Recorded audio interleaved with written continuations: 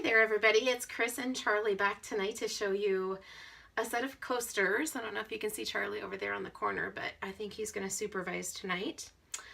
And we are going to do another set of coasters.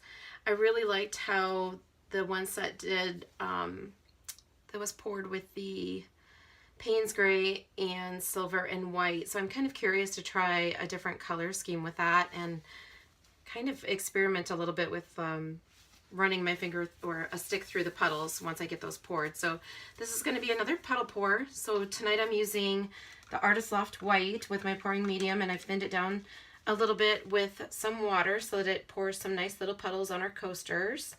These are just 4 1/4 inch white tiles that I purchased from Home Depot, and I've taped the back of them so that they will be ready for resin once they have been painted and cured. So I'm just going to start with some white puddles on all of the coasters.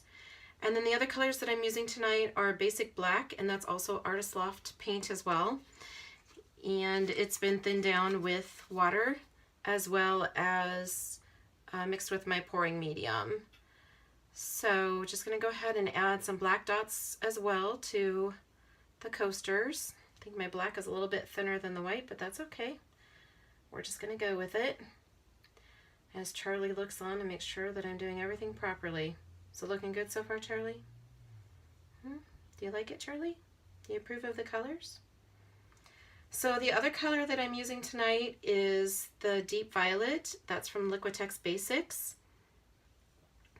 And I've watered that down as well. And then my metallic is kind of a mixture of Amsterdam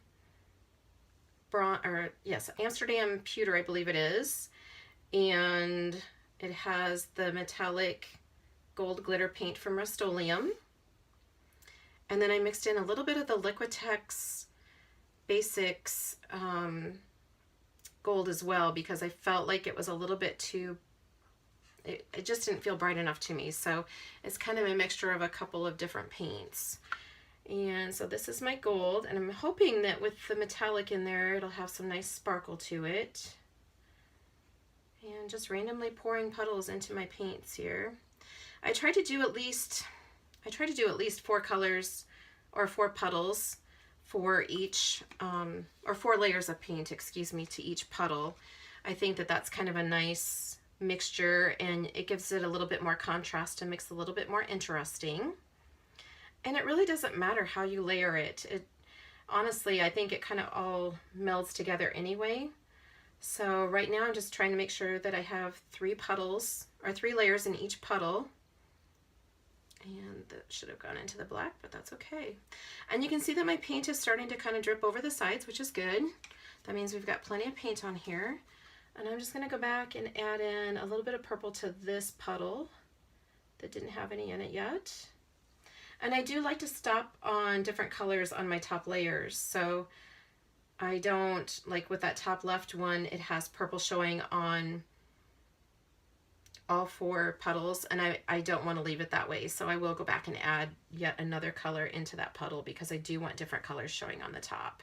Because I do think that is one thing that does make a difference, depending on what color you have showing on the top, as to what color is going to pull through. So I am just going to randomly put some colors on some of these dots, and they aren't necessarily all going to be exactly the same, and that's okay.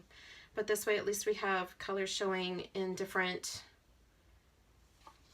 I have different colors showing on all of these. So I'm just going to go back and add a little bit of, that was a whole lot of gold. Just add a little bit of gold to some of these, so that I have all of my colors showing.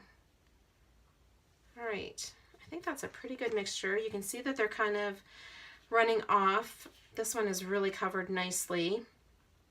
I do kind of want to add a little bit more contrast though, I think, and add just a little bit more to my dots. And I have totally lost track of what my colors are now and how many layers I have on each one, but that's okay.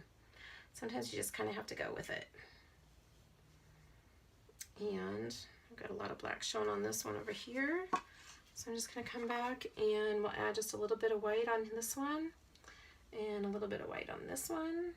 And that'll get that to pour out a little bit more as well. And just kind of get our corners all covered so that we can start tipping.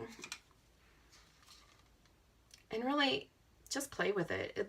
You know, there's really not a lot of rules in art, so it's kind of, if you feel like you want to add some more to it, go for it. It's your art. Make it how you want it to be. So okay, so with the last one, I did not run a stick through any of my circles. I just kind of started tipping. So I kind of want to do a little bit of an experiment with this one. So I think with the upper left one, I'll leave that be. I think with this one, we're going to do just a circle. And you can see that that kind of helps to blend the colors together, and it also gets kind of some action going. With this one, I think we're going to do an X. X marks the spot. And then with this guy, I'm going to do a Z.